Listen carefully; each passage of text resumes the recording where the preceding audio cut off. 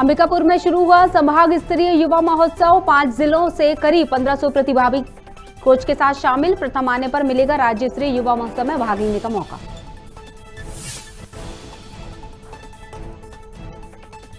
रायपुर में जन मुद्दों पर गोंडवाना गणतंत्र पार्टी की पदयात्रा। माटी सत्याग्रह यात्रा नाम से निकाली गई 4 दिवसीय पदयात्रा। हड़ताल कर रहे शिक्षा कर्मियों को देंगे समर्थन। विदिशा जिला पंचायत भवन में जन सुनवाई के दौरान पहुंची महिलाएं। पानी, बिजली और सड़क को लेकर नजर आई परेशान। डिप्टी कलेक्टर ने दिया निपटारे का आश्वासन।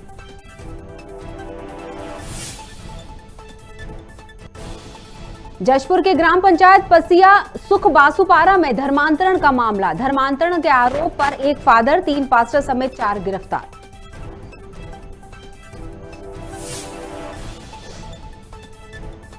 केरल के पिछड़ा वर्ग प्रदेश मंत्री एडवोकेट श्रीनिवासन की हत्या पर संशय। केरल सरकार ने नहीं की पुष्टि। विरोध में बीजेपी ने केरल सरकार का फूंका पुतला।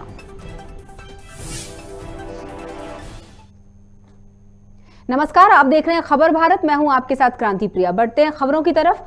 अंबिकापुर में पीजी कॉलेज के ऑडिटोरियम में युवा कल्याण विभाग के द्वारा संभाग स्तरीय युवा महोत्सव की शुरुआत हुई। यह आयोजन 3 दिन तक चलेगा। संभाग स्तरीय युवा महोत्सव में संभाग के 5 जिलों से लगभग 1500 प्रतिभागी और उनके कोच शामिल हुए हैं। प्रतियोगिता में प्रथम स्थान पाने वाले सभी प्रतिभागियों को रायपुर में 12 जनवरी से 14 जनवरी को राज्य स्तरीय युवा महोत्सव में भाग लेने का सुनहरा मौका मिलेगा।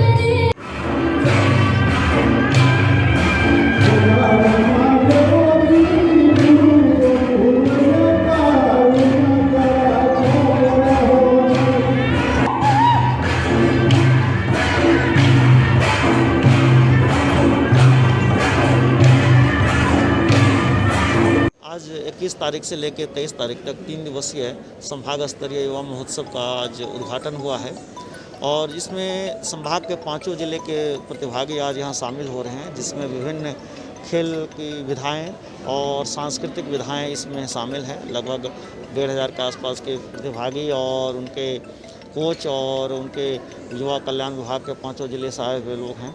आज एक अभी औपचारिक समारोह पूर्वक शुरुआत हुई है। ये प्रतियोगिता 3 दिन तक चलेगी।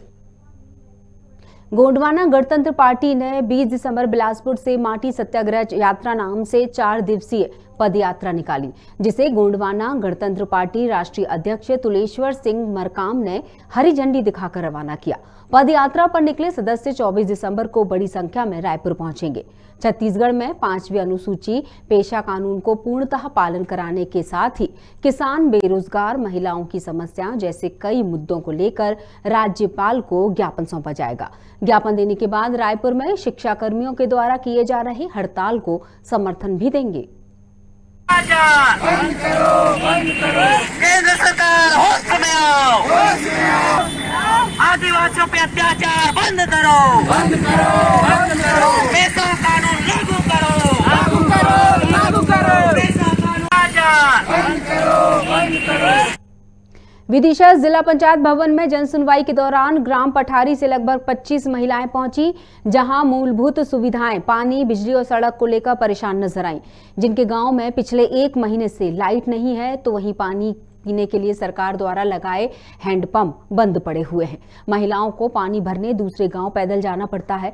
जन सुनवाई में पहुंचने के लिए भी महिलाओं को काफी मशक्कत करना पड़ी, क्योंकि जन सुनवाई कलेक्ट्रेट में ना होकर जिला पंचायत भवन में रखी गई थी। डिप्टी कलेक्टर ने 3 दिन के अंदर समस्याओं के निपटारे का आश्वासन दिया है।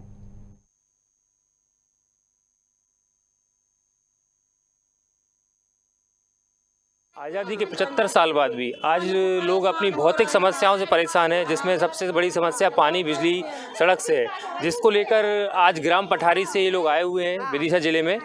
ये अपनी शिकायत दर्ज करने आइए, अब इनसे बात करते हैं। हाँ बताइए आपकी क्या क्या समस्या है? लाइट नहीं है हमारे गांव में और महीना भर से दिया हमने, पानी भी नहीं है। घर से नहीं है कि लाइट पहले से ही नहीं है? लाइट तो है पहले से, महीना भर से नहीं है लाइट। हाँ, और पानी क्या स्थिति है? पानी नहीं है हमारे का। नल से आए हैं, कौन सा गांव है? पठारी पठारी। तहसील कौन सी लगती है? विधि से ही लगता था पठारी। विदिशा तहसील में पठारी गांव से आए हैं। हाँ। आप एक महीने से आपके गांव में लाइट नहीं है? लाइट भी नहीं है और नल ही बिगड़े डरे हैं। नल भी बिगड़े डले हुए हैं।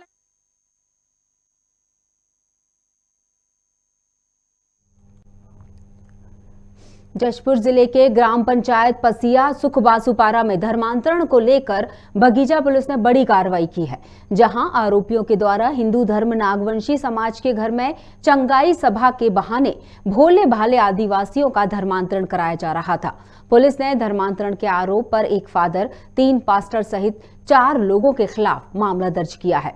ग्रामीणों की शिकायत पर बगीचा पुलिस ने चारों आरोपियों को गिरफ्तार कर जेल भेज दिया है।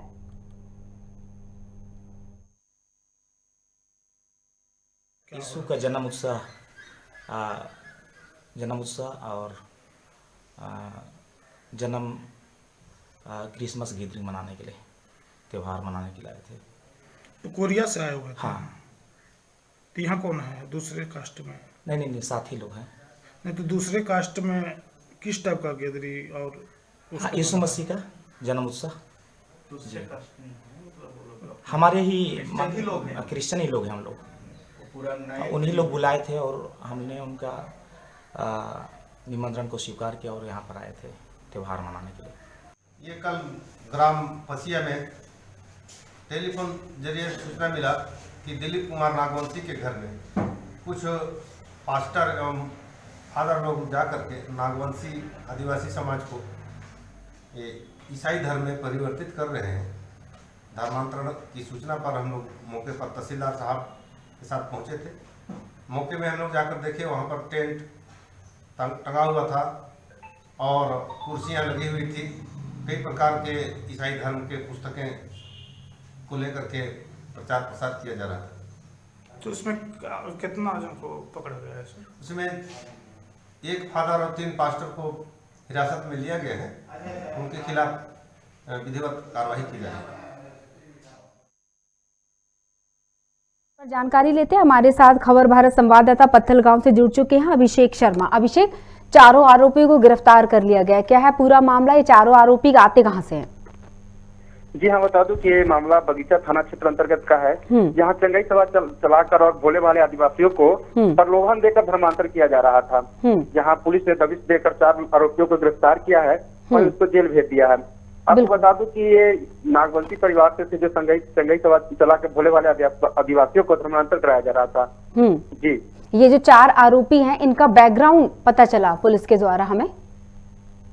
जी, ये चारों जो आरोपी है वो पास्टर है। वो ऐसे ही इसका काम था कि वो भोले वाले आदिवासियों को प्रलोभन देकर और उनको इलाज कराने के बहाने उसको बहला फुसला कर धर्मांतर किया जा रहा था। बिल्कुल। इनको गिरफ्तार करने के बाद जब पूछताछ की गई तो क्या इनका कहीं और से भी कनेक्शन है? क्योंकि ये 4 लोग पर्याप्त यहाँ हो सकते हैं, लेकिन इनकी एक लंबी चेन होती है, तो क्या उस तह तक हम पहुंच पाए?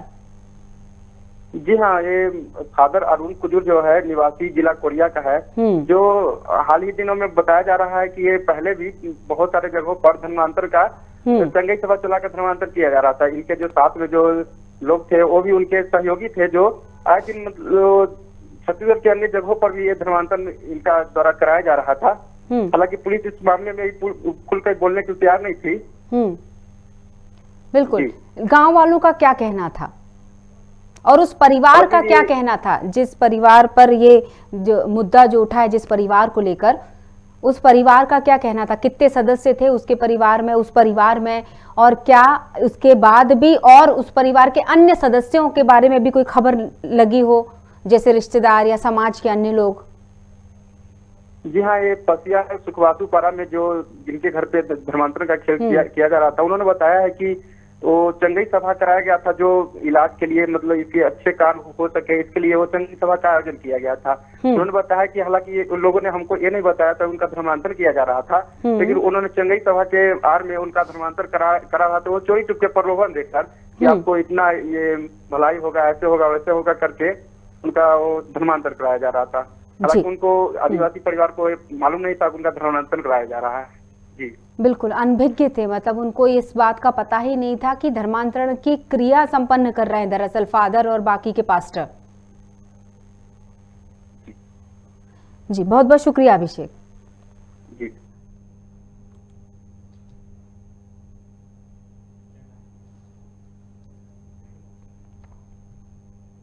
केरल के पिछड़ा वर्ग प्रदेश मंत्री एडवोकेट श्रीनिवासन की हत्या संदिग्ध परिस्थितियों में हुई, जिसे लेकर केरल सरकार ने कोई पुष्टि नहीं की है। इसके विरोध में ग्वालियर भारतीय जनता पार्टी पिछड़ा वर्ग मोर्चा ने केरल सरकार का पुतला दहन किया। इस दौरान पिछड़ा वर्ग मोर्चा अध्यक्ष मुलायम सिंह यादव ने कहा कि केरल सरकार ने प्रदेश मंत्री की हत्या की कोई पुष्टि नहीं की, जिसके विरोध में पुतला दहन किया गया।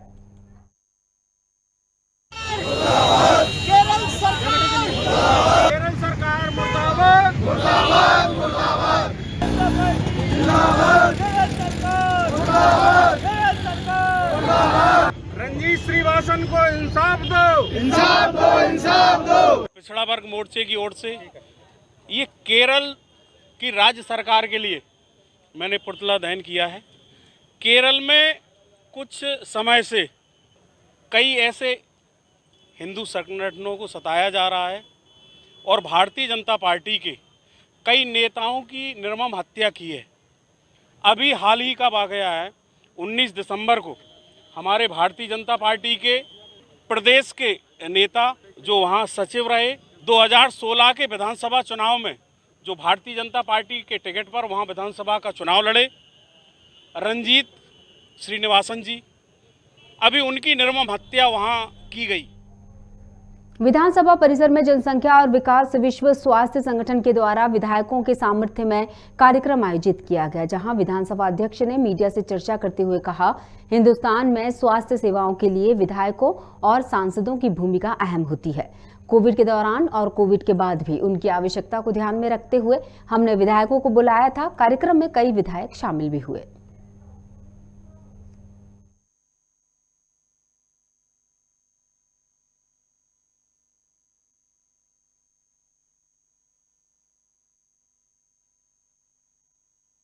भारतीय संसदीय संस्थान, उसमें से कुल मिलाकर के भूमिका ये देखनी है कि हिंदुस्तान के भीतर स्वास्थ्य सेवाओं के लिए हमारे सांसदों की, विधायकों की भूमिका कैसे हो सकती है, उनका इन्वॉल्वमेंट कैसे हो सकता है। कोविड प्री कोविड का को अब कोविड पास्ट के बाद तो बहुत ही सख्त आवश्यकता है। इसमें से कई विधायकों को मैंने आहूत किया था, बुलाया था, उनको आमंत्रित किया था। उसमें से कई लोग शामिल हुए। लक्ष्मण सिंह जी हैं, सत्येंद्र जी हैं, आशीष जी हैं, यशपाल जी हैं, विजय लक्ष्मी साधो जी हैं, हमारी हिना कामरे जी हैं, कांतिलाल भूरिया जी हैं जो पूर्व सांसद भी रहे हैं, हमारे राजेंद्र पांडे जी हैं। इस तरह से ये तमाम लोगों ने उसमें भागीदारी की और कुल मिलाकर के प्रस्ताव ये आया कि इसको एडुकेट करना और अवेयर करना, दो पार्ट में इसको करना। तो कुछ लोगों को एजुकेट करेंगे कि इसको आगे हम कैसे बढ़ा सकें। मध्य प्रदेश में ओबीसी वर्ग के लिए आरक्षित सीटों को छोड़कर प्रथम चरण के लिए होने वाले पंचायत चुनाव के नामांकन की प्रक्रिया पूरी हो चुकी है। अब डबरा में निर्वाचन अधिकारी नामांकन पत्रों की जांच में जुट गए हैं। निर्वाचन अधिकारी और तहसीलदार दीपक शुक्ला ने बताया कि नामांकन पत्रों पर दावे, आपत्तियां जनपद कार्यालय में दाखिल करवाई जा रही हैं।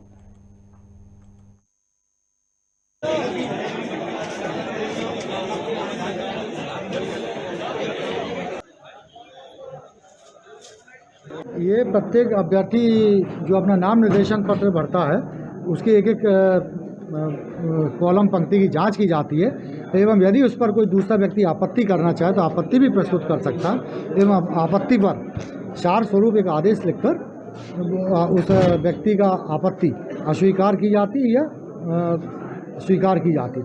तदनुसार जो नाम निर्देशन पत्र होता है वो भी स्वीकार किया जाता है या प्रतिक्षेपित किया जाता है। ये सर प्रक्रिया कितने दिन जारी रहेगी? ये प्रक्रिया आज की है, लेकिन जब शुरू से लेकर जब तक आखिरी फार्म की समीक्षा नहीं होती तब तक जारी है। पिछले दिनों ओबीसी आरक्षण मध्य प्रदेश लोकल बॉडीज में खत्म कर दिया गया, जिसके विरोध में ग्वालियर में कलेक्ट्रेट का घेराव कर ज्ञापन प्रदर्शित किया गया। इसका आयोजन यदुवंशी समाज संगठन के राष्ट्रीय अध्यक्ष रूपेश यादव के नेतृत्व में किया गया। इसमें यदुवंशी समाज संगठन के द्वारा मुख्यमंत्री शिवराज सिंह चौहान के नाम ज्ञापन देकर विरोध प्रदर्शन किया गया। कलेक्ट्रेट घेराव में यदुवंशी समाज संगठन का ओबीसी महासभा द्वारा सहमति और सहयोग जताया गया। जिंदाबाद, जिसकी जितनी संख्या भारी, जिसकी जितनी संख्या भारी, ओबीसी एकता जिंदाबाद, ओबीसी एकता जिंदाबाद। हम अपना अधिकार मांगते, हम अपना अधिकार मांगते, जिंदाबाद। देखिए, आज ग्वालियर कलेक्ट्रेट का घेराव किया गया है। यदुवंशी समाज संगठन, जिसके राष्ट्रीय अध्यक्ष रूपेश सिंह यादव जी हैं, उनके नेतृत्व में, और ये जो घेराव किया गया है वो ओबीसी आरक्षण जो अभी लोकल बॉडीज़ में ख़त्म कर दिया गया है, उसके विरोध में किया गया है। और आज ये आंदोलन यदुवंशी समाज संगठन के द्वारा किया गया है। कल अनेक जातिगत संगठन धीरे धीरे इस आंदोलन में जुड़ रहे हैं, और जैसा कि हमें पता है, ओबीसी अधिकार की लड़ाई में हमेशा यादव समाज अग्रणी पंक्ति में रहा है। उसने हमेशा ओबीसी अधिकार की लड़ाई लड़ी है। तो आज ये बहुत अच्छी पहल है जो ग्वालियर के अंदर सबसे पहले ओबीसी आरक्षण खत्म करने के विरोध में जो मोर्चा संभाला है वो हमारे रूपेश सिंह यादव जी के नेतृत्व में संभाला गया, और आज ये घेराव किया गया। छत्तीसगढ़ में पुलिस ने ऑनलाइन हथियार ऑर्डर करने वालों पर शिकंजा कसने की तैयारी कर ली है। धारदार और बटनदार चाकू मंगाने वालों के खिलाफ रायपुर पुलिस ने विशेष तस्दीकी अभियान चालू कर दिया है, जिसके तहत 72 लोगों के द्वारा बीते 3 महीनों में ऑर्डर किए धारदार हथियार जमा कर समझाइश दी जा रही है। एसपी प्रशांत अग्रवाल ने सभी पुलिसकर्मियों को अमेजॉन, फ्लिपकार्ट सहित अन्य शॉपिंग साइट से घातक चाकू मंगाने वालों पर नजर रखकर आवश्यक वैधानिक कार्रवाई के निर्देश दिए, जिससे चाकूबाजी की घटनाओं को रोका जा सके।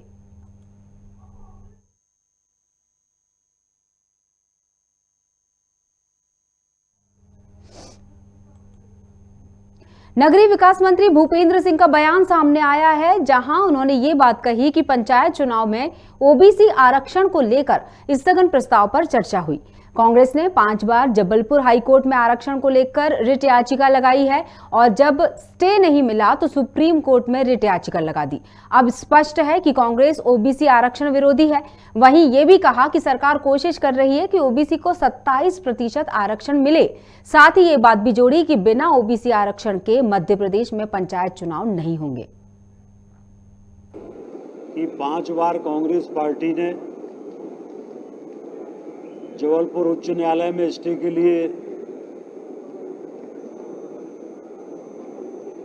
रिट लगाई, और जब 5 बार जबलपुर से स्टे नहीं मिला तो सुप्रीम कोर्ट में रिट लगाई, और कांग्रेस की रिट पर सुप्रीम कोर्ट ने पंचायतों में जो ओबीसी को 27% आरक्षण है, उस आरक्षण पर रोक लगाई है। सरकार भ्रष्टाचार पर लगाम लगाने के लिए कितने भी प्रयास करे, लेकिन कानून की धज्जियां उड़ाने वाले आए दिन सामने आते ही रहते हैं। अनूपपुर के ग्राम पंचायत खोड़की नंबर 1 के साथ ही 14 अन्य पंचायतों में भ्रष्टाचार और कानून को तोड़ने का मामला सामने आया है, जहां चुनाव के चलते आचार संहिता लगी हुई है और सभी के काम पर रोक भी लगी है। साथ ही पैसा आहरण पर भी रोक लगी है। इसके बावजूद लाखों का पैसा आहरण कर लिया गया।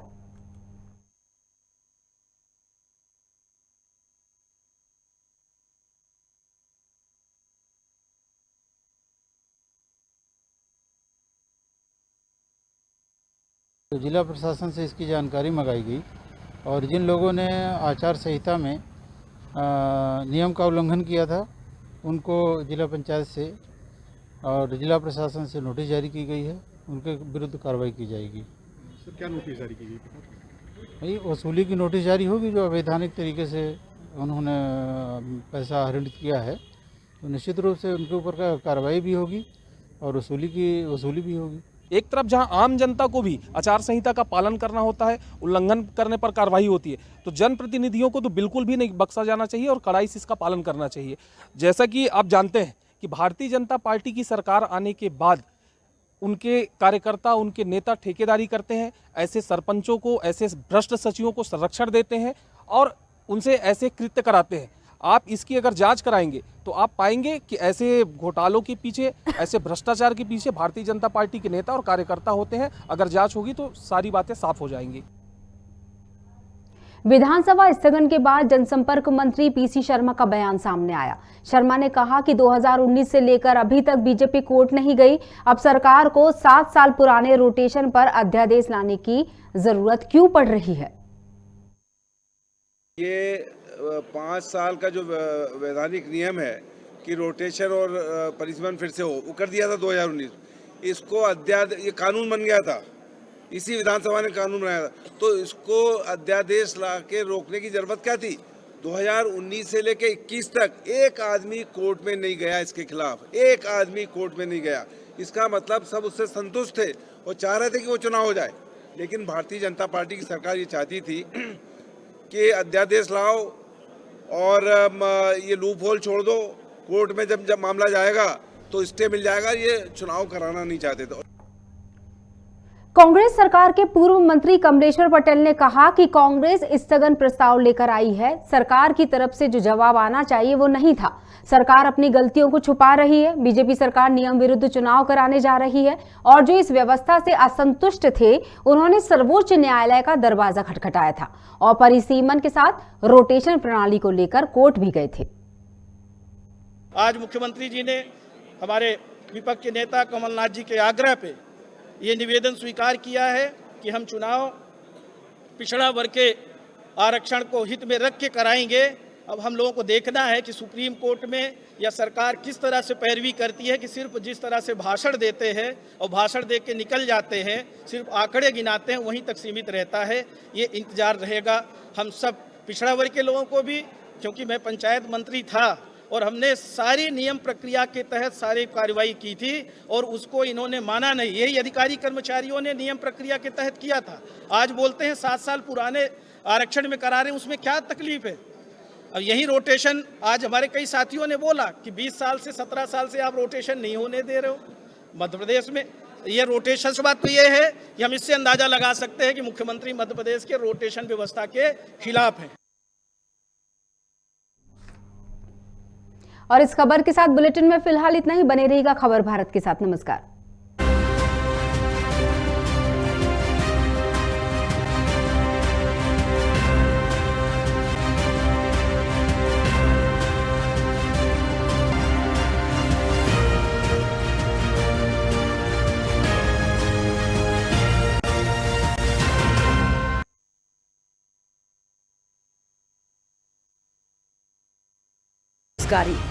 आमजन की हर समस्या से है हमारा